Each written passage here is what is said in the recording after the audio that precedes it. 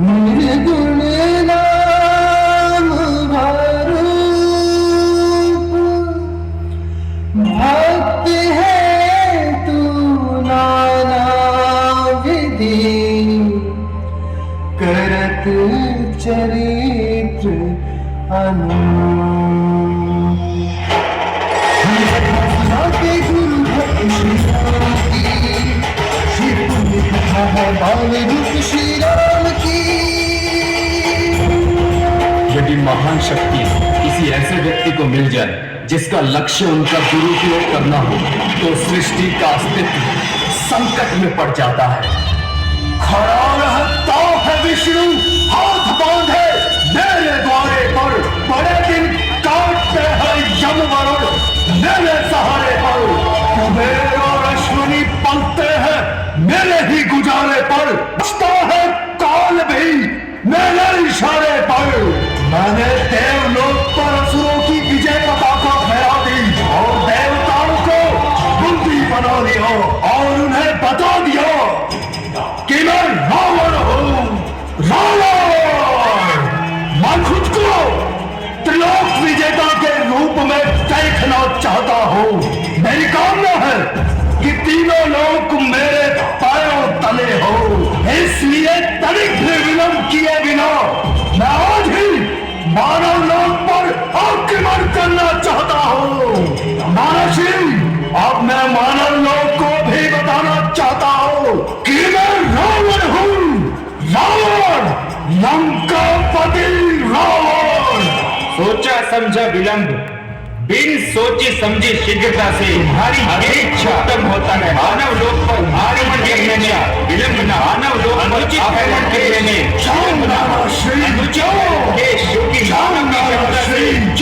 मैं परेची मानव दुनिया से राज्य से ऋषि को भगाकर ये समझ लिया, अपने लाल का ऋषियों को भगाकर ये समझ लिया तो क्या अंत हो गया?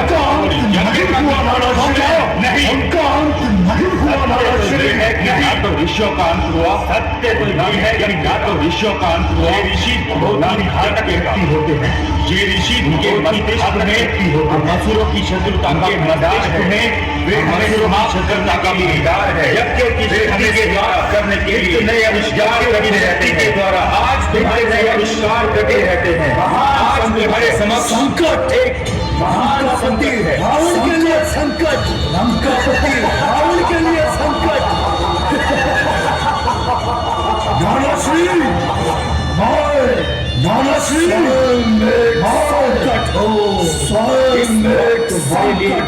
संकट है। इस वक्त विश्व महान संकट है कि मानव विश्व में आक्रमण करने में विलंब न हो।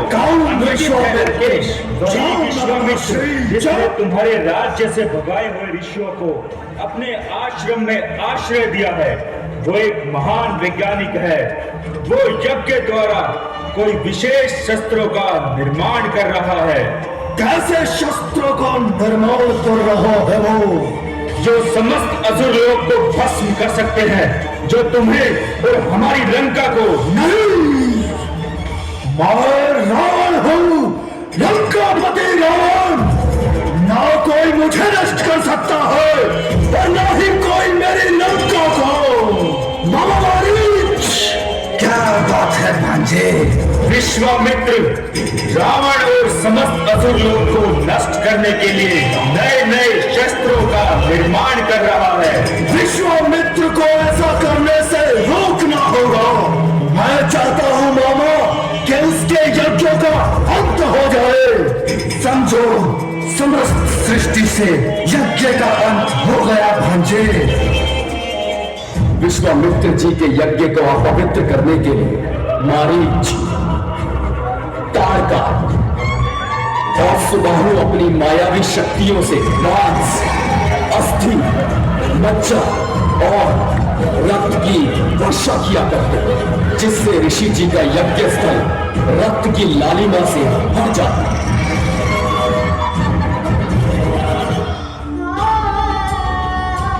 रावण मानव संस्कृति का विध्वंस करके असुर संस्कृति की पताका फहराना चाहता है।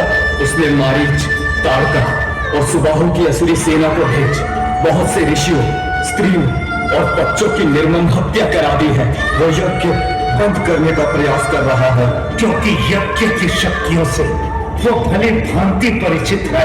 इन असुरों के पास अपार मायावी शक्तियां हैं, उन्हें परास्त करना इतना सरल नहीं। मैं शस्त्र भले ही ना उठा सकूं, पर मैं आक्रमण अवश्य करूंगा। मैं रोकूंगा इन असुरों को।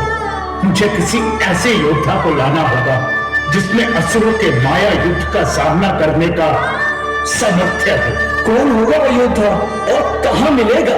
अयोध्या में राजा दशरथ के पुत्र राम इन वनों की, आप सबकी और यज्ञ की रक्षा के लिए राजा दशरथ के वीर पुत्र राम को लाना होगा।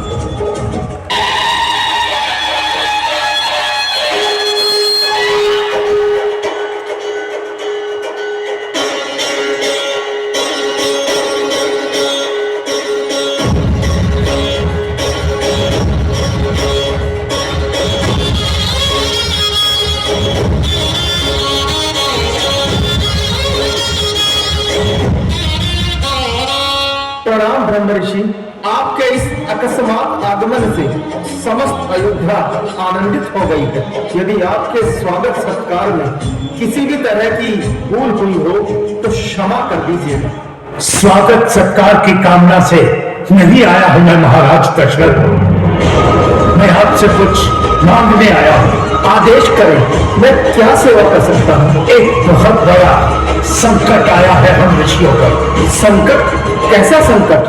मैं यज्ञ जिस समय करता हूँ तो मुझको निश्चल देते हैं, पूजा सामग्री हवन कुंड सब नष्ट भ्रष्ट कर देते हैं। चाहकर मैं उनसे युद्ध करूं तो यज्ञ कार्य सब खंडित करें, फिर धर्मा लेना लड़ूंगा मैं, पर ये मेरा भी निश्चित है।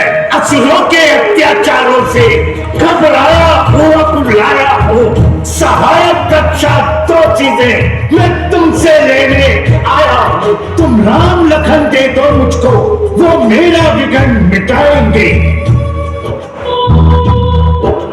सुनते ही दशरथ हुए व्याकुल और अधीर, हाथ जोड़ ऋषिराज से बोले वाणी दी। हे मुनिवर दोनों बालक हैं, भोले भाले नादान मेरे, रण विद्या नहीं जानते हैं, लड़ने में है अनजान मेरे। लो राजकाज संपन्न सेना, इसमें भी कुछ दुश्वार नहीं, आज्ञा हो तो मैं चला चलूं, इसमें भी कुछ इनकार नहीं। वैसे तो चारों ही मेरी बूढ़ी आंखों के तारे हैं, पर राम लखन दोनों मुझको प्राणों से बढ़कर प्यारे हैं। राजन, यदि आप विष्णु से कहता मैं चलते थे छोड़ करोड़ वाहन, शंकर से विनती करता तो हिलता उनका सिंहासन। तुझसे भिक्षा जो मांगी तो इतनी अड़चन इतनी उलझन। ठीक है अवध नरेश, हम जिस तरह से आए थे उसी तरह लौट जाते हैं। क्रोध न कीजिए मुनिवर, आप मेरे पूज्य देवता समान हैं, मुझ पर अनुग्रह कीजिए। मेरा नन्हा राम उन असुरों से कैसे टक्कर दे सकेगा? राजन, राम युग और इतिहास की धाराओं को मोड़ने आए हैं। वे स्वयं मंगल भवन अमंगलहारी हैं। समय और काल बीत जाएंगे, युग बदल जाएंगे, वशिष्ठ और विश्वामित्र पुस्तकों के पन्नों में लिखे रह जाएंगे, लेकिन राम का नाम धर्म और संस्कृति की पहचान बनकर अमर अविनाशी रहेगा। गुरु वशिष्ठ के कथन सुन दशरथ ने श्री राम और लक्ष्मण को बुलवाया।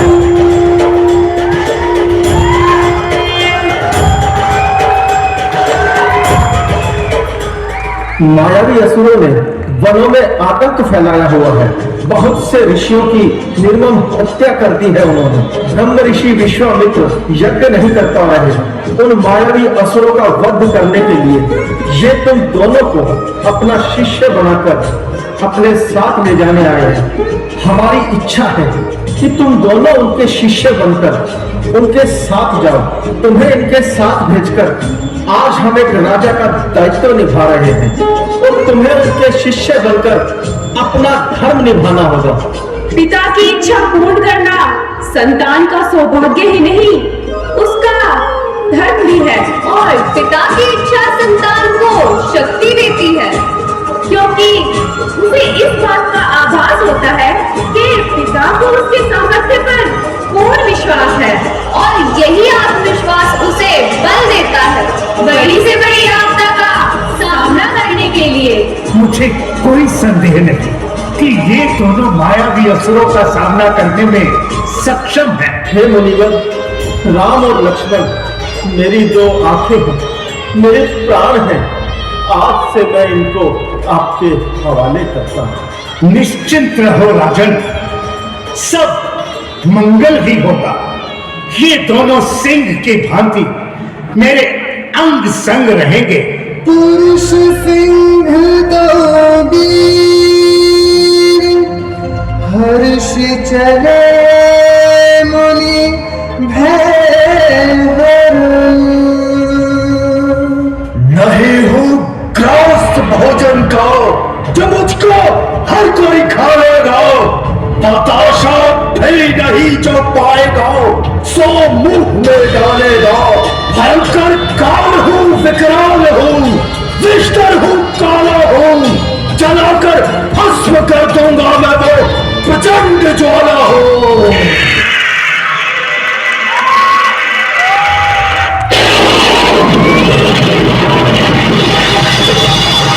जहां तीनों लोगों पर असुर संस्कृति की पताका फहरानी चाहिए, वहां चंद्रलोक पर भारतवर्ष के यश और गौरव का ध्वज लहरा रहा है।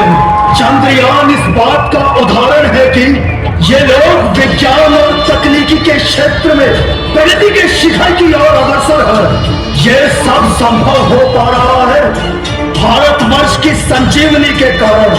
यहाँ की युवा शक्ति ही इसकी संजीवनी है, जिसे कंप्यूटर, इंटरनेट, मोबाइल जैसे बहुत से वरदान प्राप्त हुए हैं। उन वरदानों के माध्यम से यहाँ की युवा शक्ति अपने बौद्धिक क्षमताओं का उपयोग कर चहुमुखी विकास और मानव कल्याण के लिए प्रयत्नशील है। मानव कल्याण नहीं, मानव कल्याण। तुम लोगों में से बहुतों में बैठे रावण 10, 20 या 100 नहीं, सैकड़ों, हजारों रावण इन युवाओं की बौद्धिक शक्ति पर ऐसा प्रहार करेंगे कि इन्हें प्राप्त वरदान इनके लिए अभिशाप बन जाएंगे।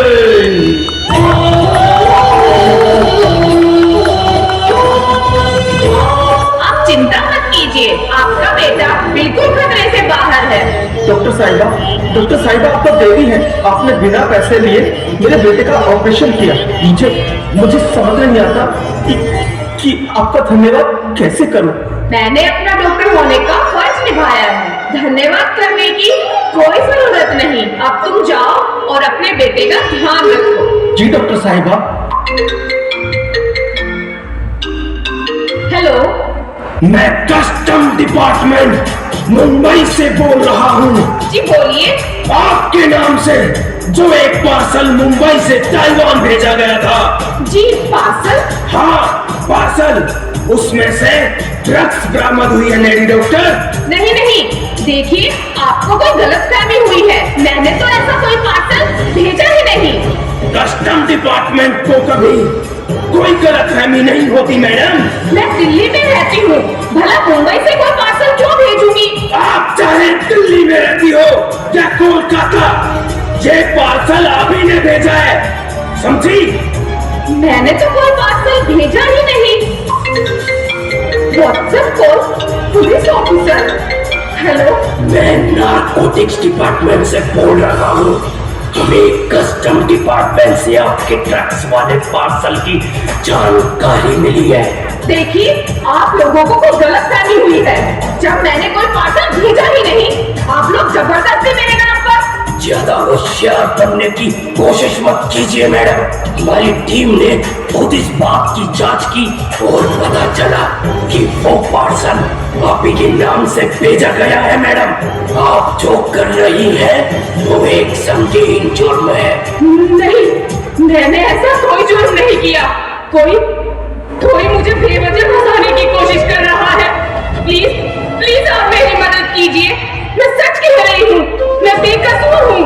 यदि आप सचमुच बेकसूर हैं तो हमारा डिपार्टमेंट इसकी जांच पड़ताल करेगा, लेकिन आपको भी इस पड़ताल में डिपार्टमेंट की मदद करनी होगी। प्लीज मुझे इस मुसीबत से निकालिए। आप बताइए मुझे क्या करना होगा। यदि आप खुद को बचाना चाहती है तो आप अपने सभी बैंक अकाउंट की डिटेल्स, अपने डेबिट क्रेडिट कार्ड के नंबर, पासवर्ड सेंड कर दें। और पड़ताल के दौरान आपके पास जो भी लिंक आए उसे क्लिक करें और जो भी ओटीपी आए वो हमें सेंड करें। Yes sir.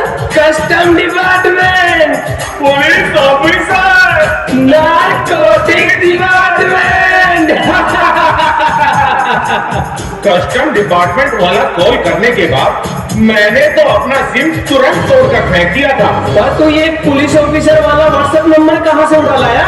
वो पुलिस व्हाट्सएप कॉल वाला नंबर रहा ये, और उस पुलिस वाले की फोटो मैंने फेसबुक से उड़ाई थी। अरे वाह, क्या बढ़िया है। इंटरनेट से इंस्टाग्राम, फेसबुक, व्हाट्सएप चलाओ और करोड़ों कमाओ।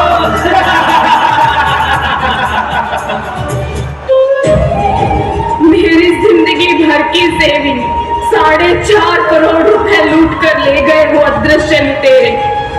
कभी सोचा नहीं था टेक्नोलॉजी जो हमारे जीवन को इतना सरल बना रही है, वही टेक्नोलॉजी अपराधियों के भी काम आएगी और अपराधी इसका प्रयोग करके इतने बड़े क्राइम करेंगे। मेरे पास एक मैसेज आया कि आपने बिजली का बिल जमा नहीं किया, अब आज रात आपके घर की बिजली काट दी जाएगी। मैंने मैसेज पर दिए गए नंबर पर कॉल किया तो मुझे एनीडेक्स ऐप डाउनलोड करने के लिए कहा गया। उसके बाद मेरा फोन हैक कर मेरे बैंक खाते से 12 लाख रुपए निकाल लिए गए। एक बार एक अनजान नंबर से मुझे वीडियो कॉल आया। फोन उठाते ही मेरे सामने एक लड़की दिखाई दी जो अचानक अपने कपड़े उतारने लगी। मैंने उसी वक्त फोन काट दिया और लगभग आधे घंटे के बाद मुझे एक वीडियो सेंड किया गया जिसे देखकर मेरे होश उड़ गए। मुझे उस वीडियो को वायरल करने की धमकी दी गई और मुझे ब्लैकमेल कर मुझसे कई बार लाखों रुपए ऐंठ लिए गए। ऐसे शातिर अपराधियों की वजह से लोग अपने विवेक, धैर्य और बुद्धिमत्ता को खोकर इन अपराधियों की पराधीनता स्वीकार करने के लिए विवश हो जाते हैं।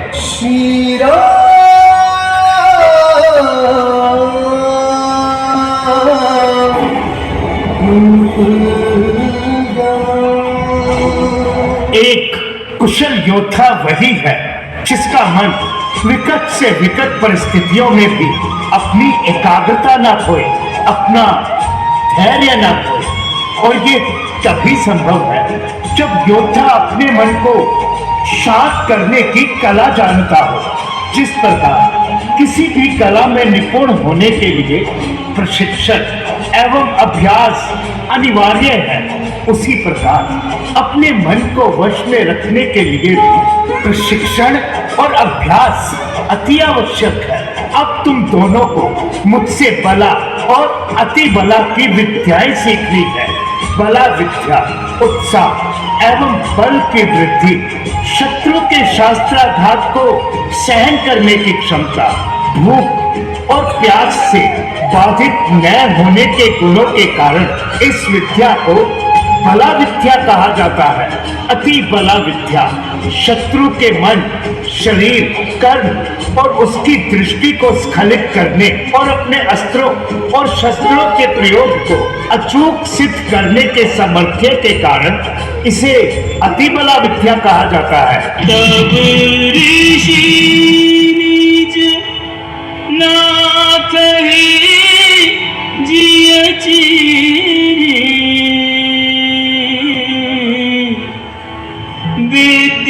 विद्यानिधि कहूँ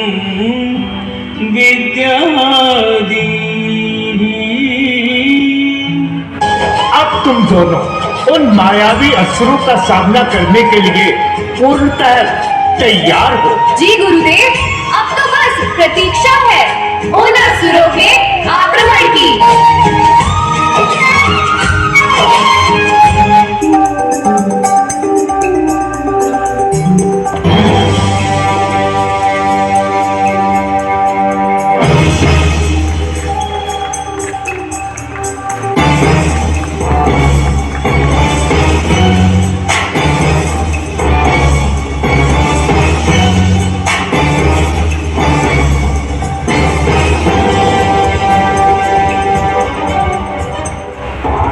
देश में हर दिशा में इधर उधर जहाँ जाए नजर सब के सब तेरे।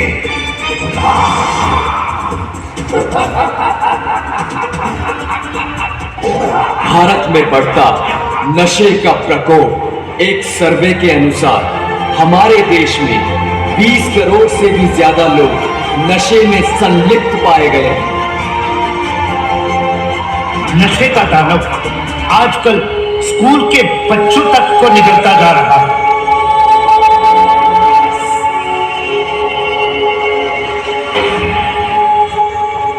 भैया, अबे तो बच्चा है भैया। अरे क्यों बार बार परेशान कर रहा है? चल भाग यहां से। भैया, आप ये सब क्या कर रहे हो? पता है तुझे क्या कर रहे हैं? साला बहुत देर से परेशान कर रहा है। बता दे इसको कि हम क्या कर रहे हैं। बता ही देता हूँ इससे कि हम लोग क्या कर रहे हैं। भैया, चलो भैया, सॉरी भैया, सॉरी भैया।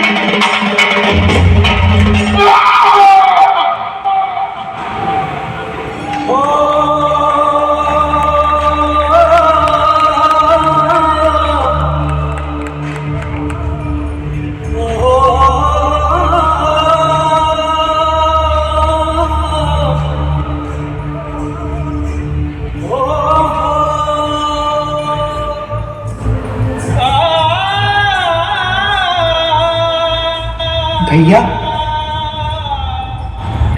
माल चीपी, माल रोड, गांजा पानी, पुराने नाले के पीछे।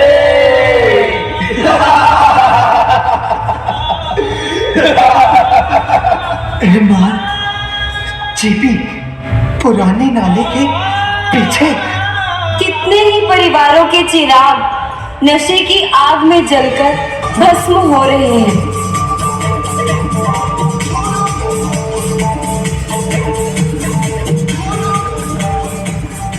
पैसा है, चल भाग यहां से।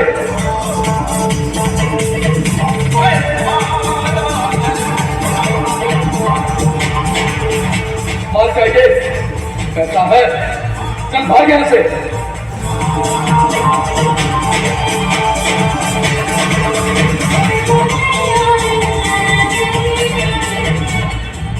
70% से अधिक अपराध लोग नशे की हालत में करते हैं या फिर उस नशे को पाने के लिए इन अपराधों को करते हैं।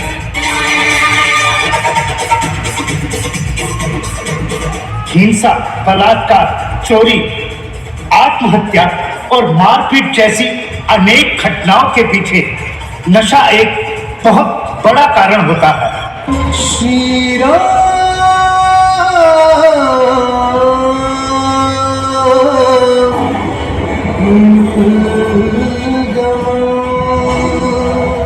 गुरुदेव, एक प्रश्न पूछ सकता हूँ? अवश्य।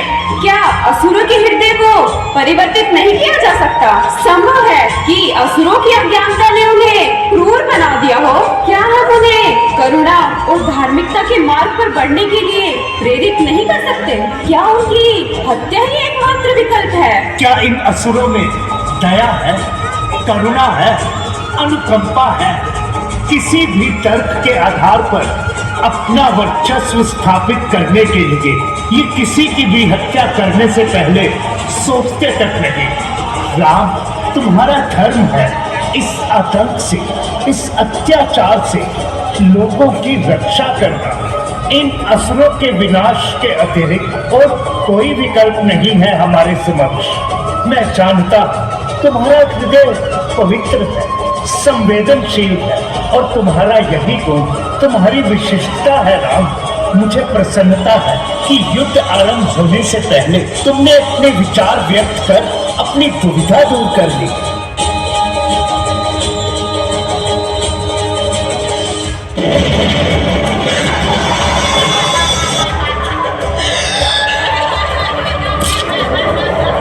धरती कंपित हो जाती है मेरे पग से, सूर्य देव की किरणें मेरे ही पैसे इस वन में प्रवेश करने का साहस नहीं करती।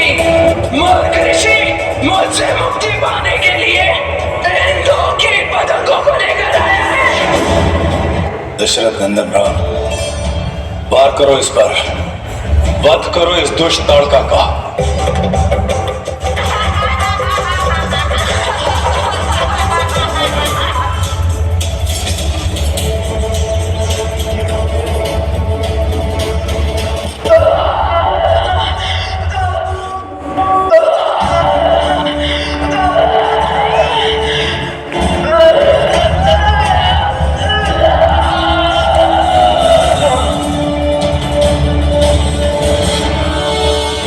ताड़का, जिसे 1000 हाथियों के बल होने का वरदान प्राप्त था, जो हमेशा अपने बल और मायावी शक्तियों के मद में चूर रहती थी, जिसका वध कर पाना इन तीनों लोकों में किसी के लिए भी संभव नहीं था।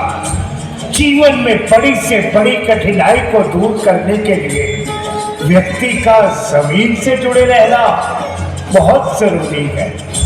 तुम इसका वध कर पाए क्योंकि तुम सदैव जमीन से जुड़े रहे हो। धन्य हो राम, तुम्हारी जय हो। गुरुदेव, कृपया करके आप हमें ये बताइए कि राक्षस यज्ञ में विघ्न डालने के लिए किस समय आते हैं? हे रघुकुल भूषण राजकुमारों, यज्ञ की रक्षा करने के लिए तुमको आज से 6 दिन और 6 रात्रियों तक पूर्ण रूप से सजग रहना होगा। गुरुवर, आप निर्भय होकर यज्ञ कीजिए। जी गुरुदेव, इस यज्ञ की रक्षा। मारीच और सुबाहु मांस, अस्थि, मज्जा और रक्त की वर्षा करने लगी। कौन चला मारीच को ताड़ा, ऐन सभी असुरों का झाड़ा। विश्वामित्र आशीष देते, मन ही मन हर्षा। तारा पथ से सब देवों, कमल फूल बरसा। श्री राम दुर्गम घमन, श्री राम गुरुकुल गमन। उस युग में श्री राम ने असुरों का वध कर राम राज्य की स्थापना की थी, किंतु आज की युवा पीढ़ी ऐसे बहुत से दैत्य प्रवृत्ति के लोगों के जाल में फंसती जा रही है, जो अपनी स्वार्थ सिद्धि के लिए युवाओं को नशे के दलदल में धकेल रहे हैं। सब मेरी गुलामी करो, मरो, मरो, सबके सब मरो, क्योंकि मैं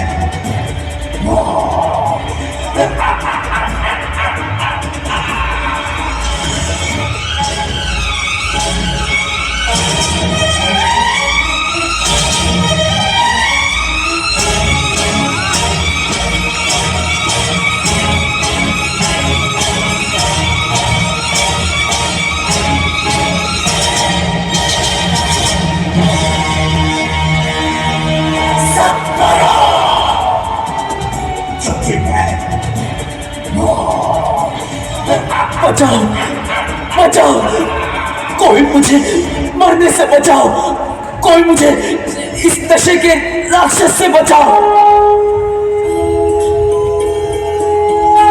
किसके आने का स्वप्न देख रहे हो? तुम्हारे अंदर सब कुछ निहित है। मेहनत, परिश्रम, यही तो मेरी नीति है। कमजोरी, लाचारी नहीं मैंने सीखी है। युग बदल रहा है, अंतर मन भी बदलेगा। मनोदेही पदार्थों का विचार हम तो अपने आत्मबल पर निसात कर रहे हैं। संस्कार और नीति, यही तो मेरी नीति है। उठो, जागो, मेरा अनुसरण करो, बदलते भारत का वर्ण करो। उठो, अपने संकल्प, विवेक और अंतर्मन से मद के राक्षस का अंत करो।